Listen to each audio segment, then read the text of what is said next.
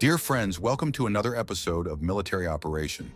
In this video, we will discuss China's new submarines and the new tactics and doctrines of submarine warfare that the country is developing with a bold objective: to defeat the United States where the Japanese failed during World War II. China's rapid naval modernization is one of the most significant military developments of the 21st century. The People's Liberation Army Navy plan is rapidly expanding its submarine fleet, both in quantity and capability. This expansion is driven by China's ambition to become the dominant naval power in the Pacific. To achieve this goal, China must surpass the United States, particularly in submarine warfare. China's submarine fleet is undergoing a major transformation, with new classes entering service while older models are being upgraded. The strategy follows a dual approach, developing both nuclear-powered and conventionally powered submarines, reflecting China's recognition that both types offer critical advantages. Nuclear submarines provide much greater range and endurance, often allowing them to remain on missions for months at a time.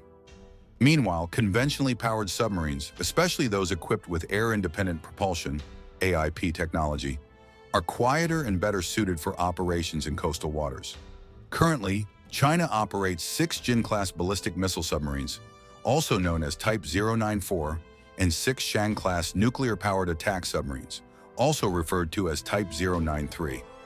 The Jin-class carries 12 JL-2 ballistic missiles with a range of 7,000 kilometers, providing China with a strong maritime nuclear deterrent. However, this class is considered much noisier compared to US and Russian ballistic missile submarines. The Shang class, designed to hunt enemy submarines and surface ships, is armed with torpedoes, cruise missiles, and anti-ship missiles. However, it is also regarded as inferior to its Western counterparts. To counter these limitations, China is developing new submarines, such as the Type 095 class for surveillance and attack missions, and the Type 096 class for ballistic missile deployment. The Type 096 is quieter and armed with 16 JL-3 missiles with a range of 10,000 kilometers, giving China the ability to strike targets on US mainland territory directly from its own coastline. Recently, images surfaced of China's newest nuclear-powered attack submarine, the Type 093B, which is currently undergoing sea trials. Unlike the United States, which operates only nuclear-powered submarines, China maintains a large fleet of conventionally powered submarines designed for stealthier, near-shore operations. In this regard, China continues to develop new conventional submarines, with a strong focus on enhanced stealth and maneuverability. Additionally, the Chinese Navy is working on a new heavy torpedo, comparable to the US Mark 48, aiming to improve its underwater strike capabilities.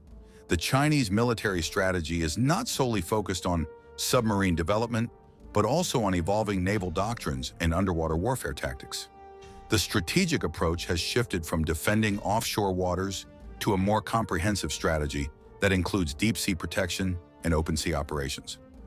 This change reflects China's growing naval ambitions, requiring naval commanders to plan submarine operations farther from the mainland as the country expands its maritime operational reach.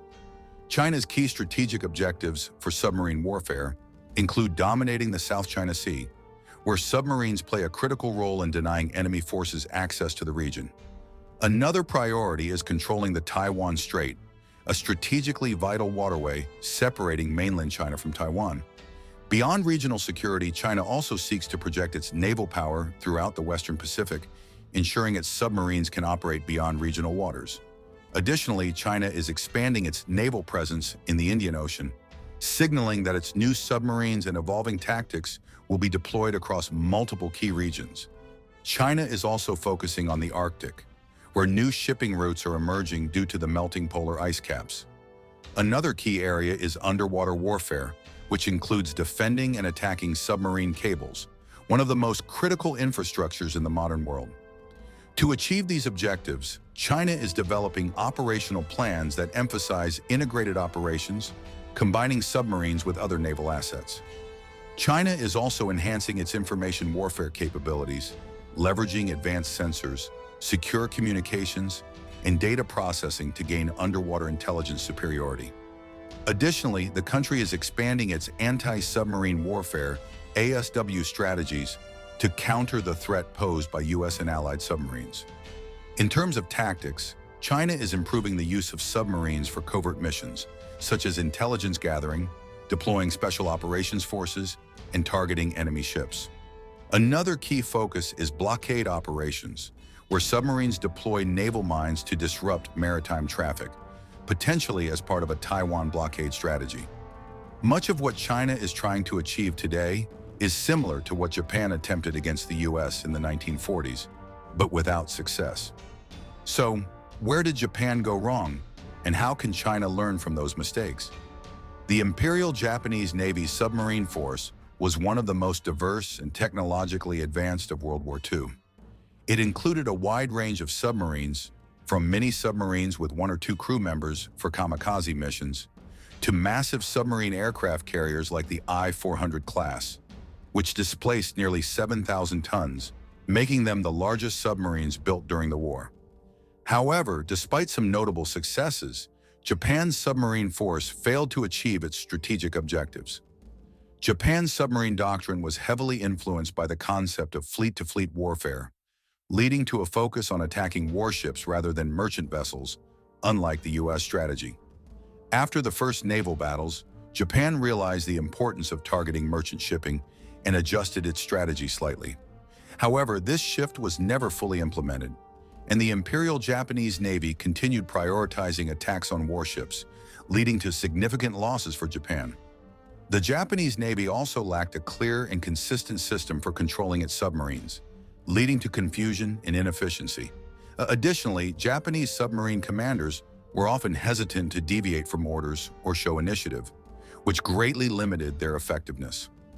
Another major challenge faced by the Japanese was their deficiencies in anti-submarine warfare. They primarily relied on depth charges and lacked advanced sonar and radar technology compared to the Allies. Moreover, the breaking of Japan's secret code by the United States provided Washington with key intelligence on convoy routes and schedules. There are some similarities between China's current submarine tactics and those of Japan during World War II. For example, both nations have followed a strategy of sea denial in their nearby waters and developed the capability to project power at greater distances. However, there are also significant differences. China operates a more centralized and sophisticated system for controlling its submarines, allowing for better coordination and more effective use of its submarine resources. China is also making significant investments in anti-submarine warfare, far more than Japan did during World War II. However, it remains to be seen whether these efforts will be enough to overcome the technological and operational advantages of the United States Navy. Although there are similarities between China's strategic objectives today and those of Imperial Japan during World War II, the Chinese have learned from many of Japan's mistakes. They have implemented a more centralized command structure, greater mission flexibility, heavier investment in anti-submarine warfare, and greater operational freedom for submarine commanders. Technologically, China still lags far behind the United States in submarine warfare. However, the Chinese continue to look to the past, hoping to extract valuable lessons that may prove crucial in the future. China is modernizing its submarine force and learning from the mistakes of Imperial Japan to challenge U.S. naval dominance in the Pacific. Although it still faces significant technological challenges, its rapid progress could shift the global balance of power in the coming years. But what do you think? Do you believe China will be able to surpass U.S. supremacy in submarine warfare? What could Japan have done differently to avoid its mistakes in World War II? Leave your opinion in the comments, and if you enjoyed this analysis, subscribe to the channel and activate notifications for more content on geopolitics and military strategies. See you in the next video.